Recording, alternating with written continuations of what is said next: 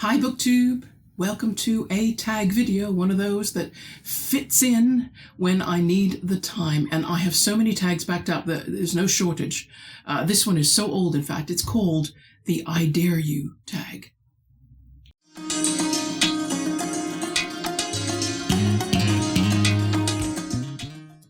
And it's so old, this tag. Not only was I tagged months ago by Meg at Books Off the Beaten Path. Hello Meg, guess what? Finally got there, yes.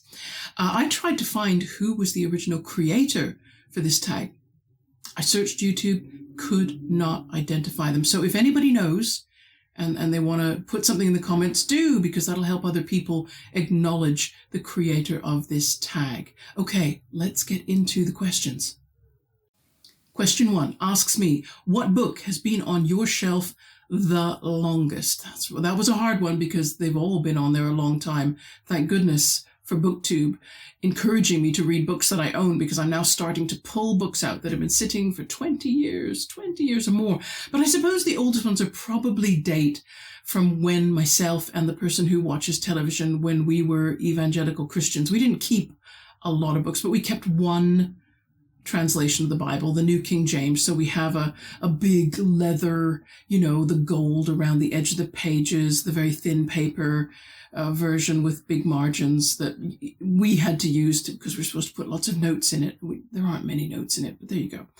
We have it. I also kept, let me just get this, a translation of the New Testament. This is Philip's translation of the New Testament. I like it. I kept it because I think if you were unfamiliar completely with the Bible and you thought, oh, I need to read it, but oh, wow, what an intimidating thing to read just to become familiar with something that gets quoted a lot in the Western canon. Philip's translation, it won't teach you the wording. The King James is always the best for the wording. But if you need to read it through, this reads a little bit more like a modern book. And so I do like reading the New Testament in this format. It's clear and easy to understand. So that's why I kept that one. And then I guess the other thing I have, which is too far away for me to pick up. So one moment while I switch off the camera.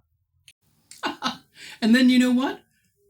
I brought the wrong book with me. I'm not going to go back. It's the same color. Imagine another old green book like this. We have a copy of the Histories by Josephus. Josephus was a Jew who was made a Roman citizen. He acquired Roman citizenship in the early 1st century AD. So he was almost contemporary with Jesus.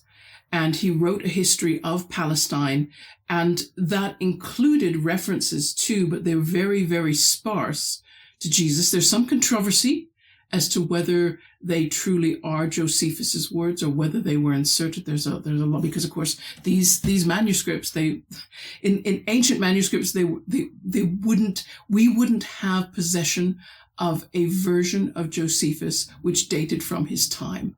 So the manuscripts that would have been found, that would have become the manuscripts we have now for Josephus, they would have probably been dug up from somewhere in the Middle Ages, and you just don't know what monks might have done in what they felt would have been service to the one true faith. So, but we have it because it's good for other aspects of history around that time. Okay, enough of that. Question 2 is, what is your current read, your last read, and the book you'll read next? Okay, let's talk about current reading right now. Let's show you War and Peace, update on War and Peace. We are at page 965. So I need to do a bit of reading today, before the end of today, to kind of get it up to, I won't break page 1000, but I'll come very close. It definitely will break into the thousands during September. So that's that.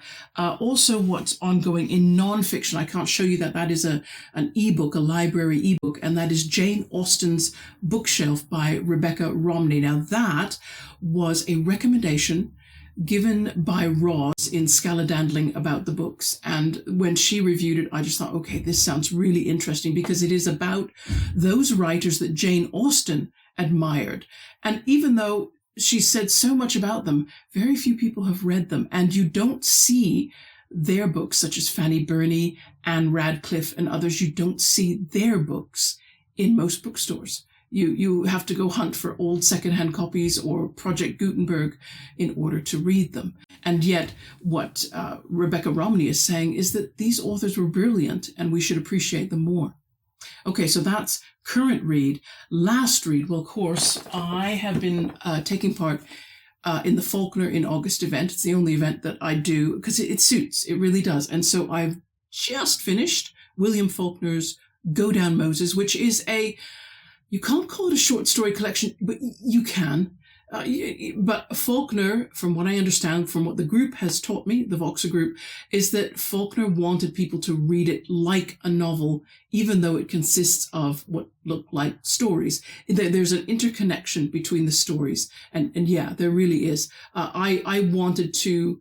I feel like I'd like to reread this book and draw a family tree. I think that's what I told the Voxer group, because it's talking about a family over generations. And I really got mixed up as to which generation we were talking about at any given time. But that's not a bad point. Faulkner, I'll talk more about Faulkner. I won't do a review as such, but I'll do some kind of video about this book. Sorry, I keep knocking that door there. Some kind of video about this book to talk about it a bit more.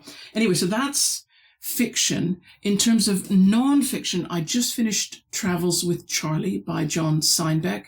Now, this video might go out before or after the review. I don't know which. So if the review's already gone out, you know that. And if it hasn't, it's coming. So look forward to that.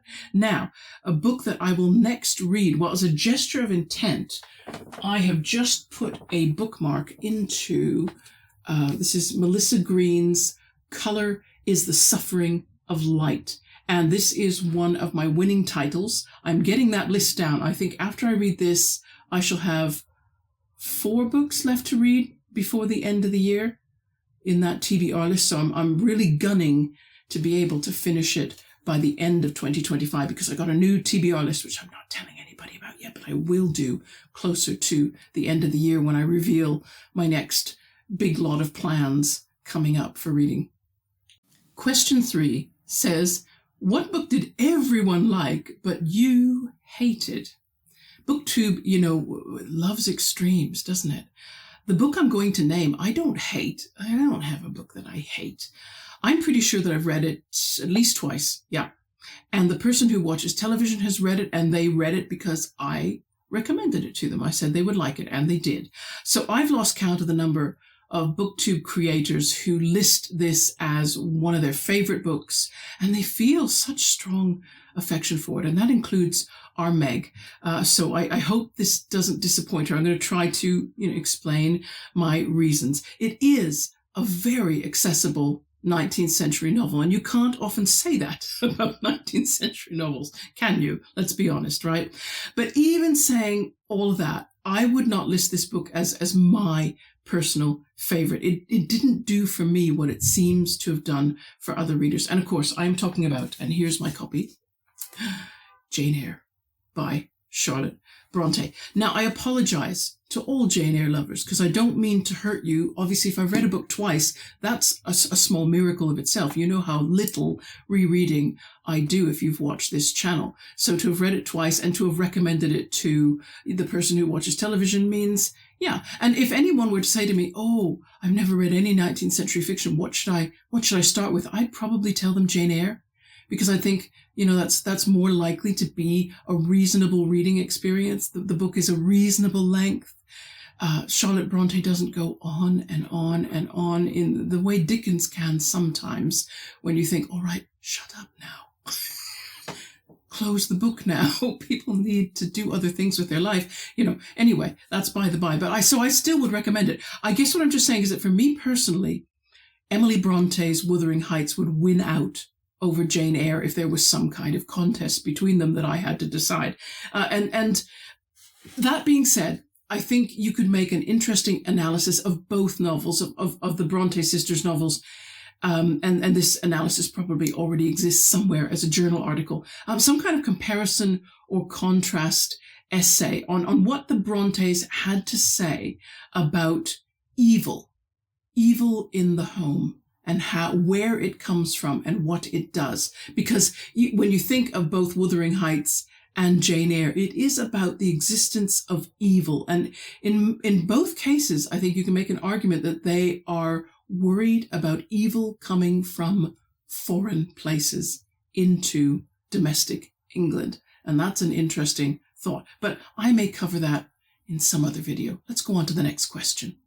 Question 4 is, what book do you keep telling yourself you will read, but you probably won't? I don't know if probably is a bit strong. I have actually put this book onto not a TBR list, but a sort of a, here's a list of possibilities. Why don't you pick one of these? So I've certainly tried to bring it forward in front of me. And that is this, Let the Right One In by, I better read it. John, see, I haven't practiced his middle name. John Ajvide Lindqvist. And how long have I had this book? I've had it since 2008, which was the year the film came out. The year the film came out, Mark Kermode is a well-known UK film critic. He appears on radio and television, and I like to listen to him. He's amusing sometimes. He was extremely impressed with the film, but more than that, because he doesn't talk about books very often, he said he also was very impressed by the book. And that made me think, wow, Mark Kermode doesn't often talk about books. So if a book impressed him, well, it must have been one kind of book. So on the strength of that, I thought, okay, if this book is so good, then you need to own it. But of course, it's a vampire story, and it's a proper one, right? It's not Twilight. It's which of course I got through because the vampires weren't the least bit frightening. Proper vampires, that's another matter. So I am intimidated by the possibility of being frightened. You know me, I'm such a coward. And yet I feel like, come on, Heather, it's probably going to be rewarding. The fear, the experience of fear is probably not going to be so much that you don't say you got something good from this book. So hold out hope for me, because I think there's hope that I will get to it. Question 5 makes me smile. What book are you saving for retirement? What is retirement? I mean, I wish I knew. I am saving for it. I can tell you that I'm saving for it, but it's a nebulous thing right now. So I'm not really saving anything. The only thing I do think, because I was contemplating the question, I suppose if I ever get the courage to tackle more of James Joyce than just The Dubliners, which I loved very much, but that's a very different way of writing than, say, Ulysses or Finnegan's Wake or Portrait of the Artist as a Young Man. There's a part of me that thinks, perhaps I would leave it until I had more free time to study those works of Joyce, because it would be a study and I'd want to involve other resources as I was reading. So let's say James Joyce, for the sake of argument. Question 6, interesting. Question 6 says, last page, do you read it first? Or wait till the end? Wow. Occasionally I have read the last paragraphs of a book, but not before I start the book.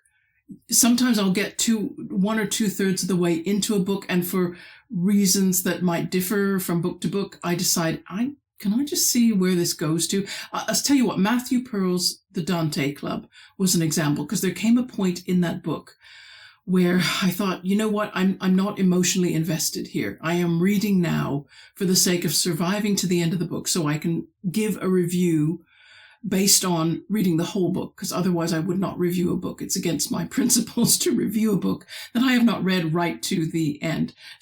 But because I wasn't emotionally invested, I thought, I don't actually care how this ends. I'm going to get to the end, but that's all I can say about it. So I did skip to the end to read the last page, just to go, what am I going to get to here? And that's the only example. But otherwise, no, I don't need to do that. I'm happy to start the book where it starts, because to me, the fact that the book is a mystery and a great unknown space that I've got to travel through, fine. To me, that's my favorite kind of journey. Question 7, acknowledgements. The question says, are they a waste of paper and ink? Or interesting asides? I don't think acknowledgements are published with the readers in mind, not all readers anyway. I think they're the book equivalent of the credits at the end of a film. They're there so that the people who are mentioned in them can feel pleased to be mentioned, can feel acknowledged for the help that they did give in the making of the book. Anyone can read them, just like, you can sit and read the credits at the end of a film, but it doesn't matter if you do or don't. Sometimes I've read them and found interesting names mentioned, but I don't often get that much from them. And question 8 asks, which book character would you switch places with? I know. Having read The Red Lamp by Mary Roberts Reinhardt, I would swap places with William Porter, as he was at the end of the book, right? I don't want to go through everything he went through in the book. Afterwards, his life was back to normal, and I bet he sold Twin Hollows, just to get rid of it, and banked the money. And now he can just enjoy his retirement from his job at the university and read and walk his dog and publish his journals and visit Emily and Warren and play with their children and all that wonderful stuff. See, and now if I were William Porter, then I could put my retirement reading plans into action. Definitely. I'd have some. I'd definitely get some together. Question 9 asks, do you have a book that reminds you of something specific in your life, place, time, person? Yeah, books remind me of people vaguely. Like, for example, Jostein Gaarder's books.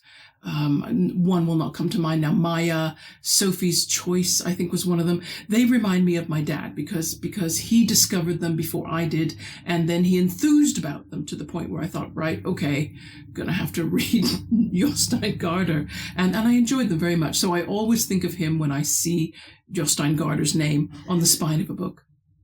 Question 10 says, name a book that you acquired in an interesting way. Well, I'll tell you a really recent story, okay, which you'll find funny, I hope.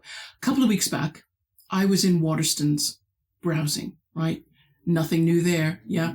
Now, I'd agreed to meet somebody at that Waterstones, and because I was so lost in the books, pulling them out and going, do I like this one? Reading the back cover and all that, was so lost in all of that, I didn't even notice the person come in and say my name, right? So then there's a surprise, and then there's the greetings and the small talk, and all that went on. And then my friend suggested, well, why don't we go and have a cup of tea somewhere? And I thought, yeah, great. But I wasn't in an area that I was familiar with. So we went up to the till, and I asked the salesperson, coffee shop nearby. I think I know one. Is it? And they were fantastic. And while I was describing where I wanted to go, I was holding my little purse in my hand. I have a tiny little clutch purse with a shoulder strap, and I was waving it around, gesticulating the way I do in front of them. And they explained the way to the nearest coffee shop, and we left the shop, walked down about 200, 250 meters down the street, and there we were. We went in. I offered to buy my friend a cup of tea. I said, you go find a table. Yeah, great, So while I'm in the lineup, right, and I'm waiting for my turn to order our drinks, I think, I better, open up my purse, get out my card, all that stuff. I look at my hand, and not only am I holding my clutch purse, but underneath it, I'm holding a slim paperback book. And I realize with horror that I have walked out of Waterstones with a book, and I haven't paid for it. So I have to keep calm. I'm in the lineup for coffee. I get to the till. I order my drinks. I get them on a tray. I take them back to the table, and I confess to my friend, I'm so sorry, but this book, I walked out of the shop with it, and they didn't even notice I was waving it in front of them, clutching it with my purse, and even that didn't help me realize, wait a second, and I picked the book out. I'd been browsing, and it caught my attention. So of course, what I tend to do, if I like a book very much and I'm thinking of purchasing it, I hold it and I walk around the shop with it thinking, there we go, I'll have it with me and I'll pay for it. I wasn't expecting to be all surprised as I was, and so it slipped my mind. So I was so distracted that I think my friend felt sorry for me and said, do you just want to go back to the shop? And I said, yes, I do, So down I go back to the Waterstones and pay for the book. And so voila, I own it. And I think, well, we should show it to camera now, shouldn't we? Because you think, what was so exciting about this book? Well, it's because this book is called The Stasi Poetry Circle. Ta-da! Do you see how titles pull me? I never expected to see the words Stasi and poetry in the same title, same sentence, same anything. And let me read you the back of the book because this is what drew me to it. It says, in 1982, East Germany's fearsome secret police, convinced that authors were embedding subversive messages in their work, decided to train their own writers, weaponizing poetry in the struggle against the class enemy. Once a month, a group of soldiers and border guards gathered for meetings in a heavily guarded military compound in East Berlin to learn how to write lyrical verse.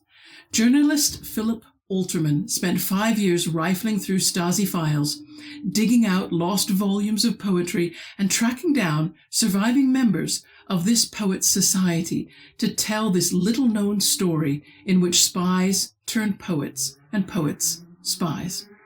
So I've definitely got to read that. Now, also, I should show you inside the book. It's a bookmark. And this was a gift that my friend gave me there at the table while we're drinking all our tea. And it was brilliant because she remembered the bookmark tag I did where I said that I wanted a few more fabric bookmarks. So this one's cool because it's like a patchwork of 2 different types of fabric. And I like that. And I like yellow because I don't have something that goes toward yellow. Maybe the lady who loves yellow has never thought of buying me a yellow bookmark. Excuse that noise outside. I will try to talk over it. But yeah, so that's lovely. That's going to stay in this book. And so a book with a bookmark in it is probably going to be not long before it gets read. There we go. I've said it. Question 11. Have you ever given a book away for a special reason to a special person? Ooh. No, I honestly can't remember the last time I have given away books to people. I just can't remember. My books are never anything special.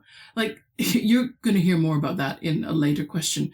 I also have a hard time finding people who want to read what I read. So I'm sorry, I can't think of anything just at the moment. Question 12 says, which book has been with you most places?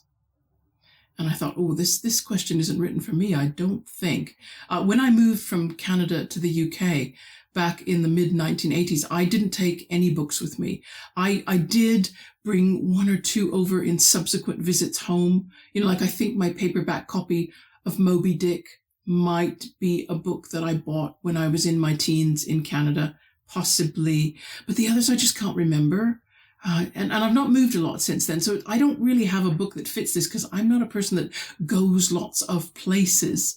And if I do, I tend to take my phone and just read ebooks. That's my default if I'm planning a trip because I don't want to lug heavy books around with me. I'm going to fail with question 13 as well because it says, any required reading you hated in high school that wasn't so bad. I love how it says 2 years later. So now I know the age of the question writer. Because I thought 2 years later, if you know me, I mean, if there was a book that I read in high school, I'm reading it 20 years later, and then it does seem different. But I hardly remember anything I was assigned to read in high school. I really don't. My memory is that it was rare for us to be assigned a full book to read. We had readers that contained portions of books, sometimes whole short stories, but that might have been it. I don't recall disliking anything that I read. No, but nothing stands out either. It's all that's just too far away. I guess I might as well just admit that. And question 14 asked, used or brand new, which I presume means which do I prefer? Well, I prefer used. Oh, and I love them. I love them if they look beat up.